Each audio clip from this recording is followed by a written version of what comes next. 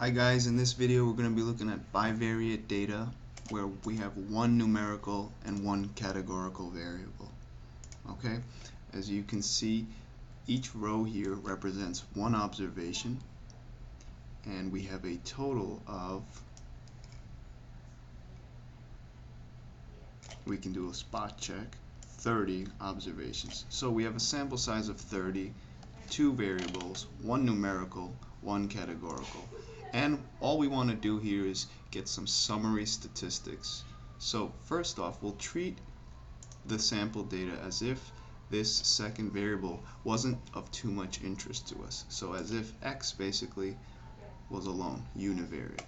So first thing is we want to get the sample size. So very quickly we'll do this because this is, I have other videos where I've done this type of thing. So equals count gets us that, equals average will give us the sample mean, x bar, and to get the sample variance we use var.s,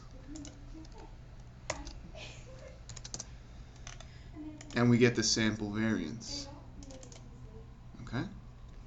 Now, it's more interesting and more to the point of this video. We want to use this second variable here, and we want to use the information it has. So as you can see, very generic categorical variable that takes on one of three levels, A, B, or C.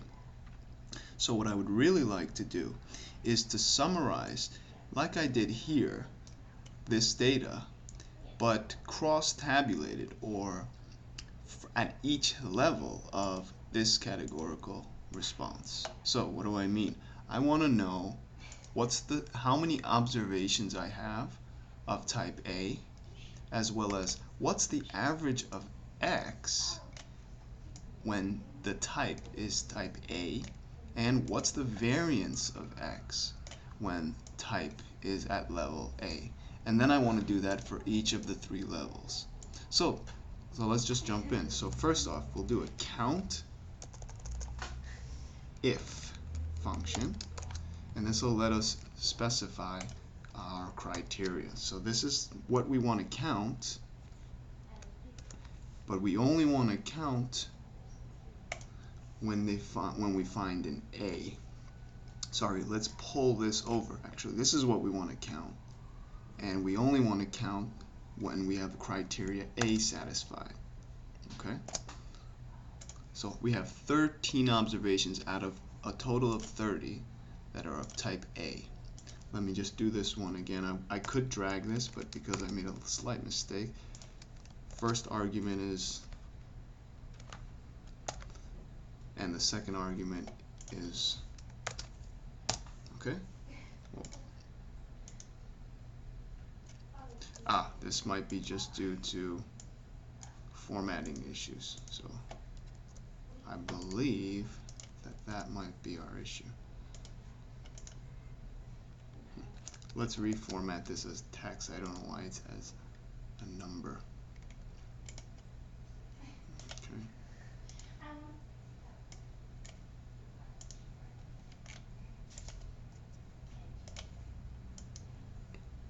Well, that could have been our problem. We did a count and not a count if. Okay, so let's close this out. We do a count if. And this is our range. This is our criteria. So as you can see now, it's like that slight slip up over here with type B. We have 13 observations of type A, 10 of type B, 7 of type C. If we highlight here, we could do a little spot check and see that in fact these add up to 30, which is the total number of observations. Okay, so that's nice. So that's the easy bit. Next, let's get the sample mean when type is A. So average if. So let's make sure we slip that if in there. So our range is going to be the type variable. The criteria is specified over here for this row at least, for this column at least, and the average range is going to be the x variable. And notice I'm making absolute references around those ranges because now I want to drag this to the right. I don't want to have to retype that. Okay? So we can just spot this. We can say, what is 1.55? Well, 1.55 is the sample mean of x when the type is A. So everywhere you see an A, if I average the numbers, I would get 1.55, and then so on and so forth for type B and C. So far, I think this is relatively straightforward. If you're somewhat a novice or medium level Excel user, you can follow how these functions work. Last one is a little bit different though. You might not have seen this function. I want to get the variance now for each type. So I got the variance for the whole data, which was just var.s highlighting the whole x column. But here I have to use this function Dvar, and this is a slightly less used function than the ones that we've seen so far, but it's not so difficult to understand. So first argument is the database. So this is basically all our data with the labels. Let's lock that. So I hit F4. Okay, so that part's simple. Next argument. Which field do you want me to calculate the variance of? Okay, so here we have a couple options. One would specify column 1 of the database that we highlighted. We could also, in quotes, type the name or the label of that column. Alright, but let's just do it the simple way. 1. Okay, so this is saying so far, here's the data to look at. Get the variance of the first column. Well, that's not any different than what we've done over here. The last argument is going to let us specify to only take the variance when this criteria is satisfied. And what's that criteria? Clearly, we've set up this table nicely so that we don't have to even type the letter A there. Okay, and as we can see, we're getting an error here because I actually need to highlight the title of the column in the database that contains the criteria. So that's why I had to repeat this word type A, type, okay? Or else I would have much preferred to write type and merge the column, okay? So let's hit enter, and there we go. Now we have something to work with, okay? I'll walk through this again for type B, but this can be just dragged now to the right because the only thing that's changing when I drag to the right is the type is changing to type B and then to type C.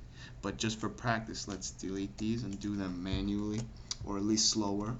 Okay, so again, Dvar, the database is this entire 2 columns with the labels. I lock it by hitting the F4 key on my keyboard, comma.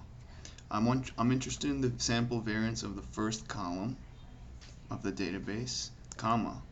The criteria I want, I need to specify the title of the column in the database that contains the criteria as well as the specific level of that criteria that I want.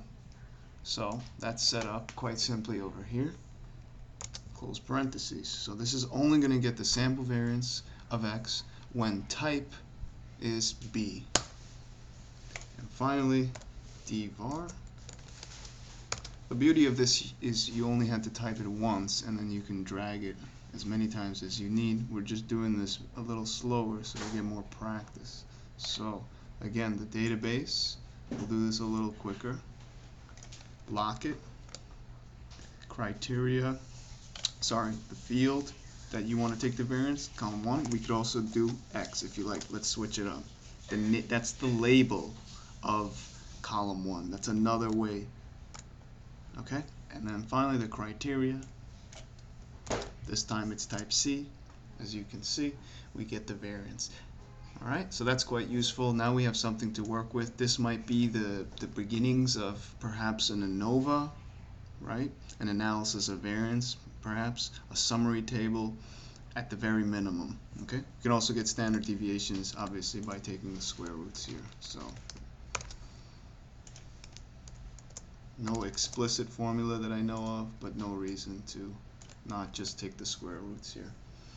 Alright, so I hope this was helpful. This is how to deal with bivariate data where you have one numerical, one categorical, and you want to summarize before you proceed to do anything further, as opposed to just getting the plain old one-dimensional statistical summary. So, till next time, make sure to subscribe, watch my other tutorial videos, share, and have a great day.